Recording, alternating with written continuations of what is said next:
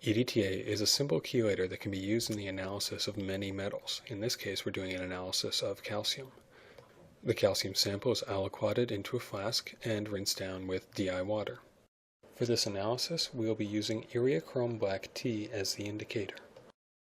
Like EDTA, iriochrome black tea is a chelating agent, however this one has a color. For this titration to work, it is crucial that the pH remain at around 10. For this reason, we will either add buffer or ammonia to the solutions prior to the titrations.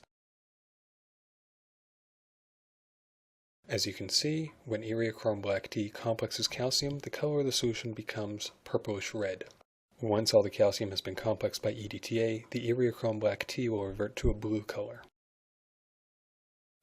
As with all titrations, you should ideally swirl the flask as much as possible to ensure the reaction proceeds fully. You will also want to rinse down the sides of the flask on occasion to make sure that no titrant or analyte is splattered up onto the edges of the flask.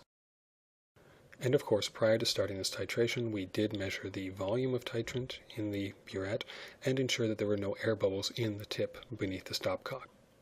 The color change in this titration is very subtle and very gradual. You will have to be paying close attention to the color of your solution over the course of the titration. You will note that your titration starts out as a reddish-purple solution and gradually lightens in color, becoming more and more blue.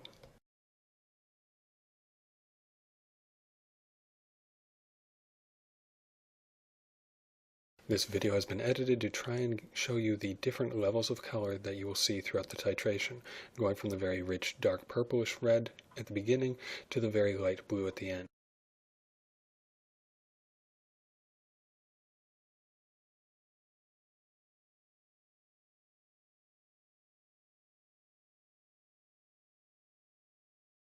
As you near the end point of your titration, you will notice that a blue solution does appear in the middle of your flask where titrant has been added prior to swirling. This obviously will disappear as you do swirl it. As that blue color becomes more persistent, go more slowly and add solution dropwise.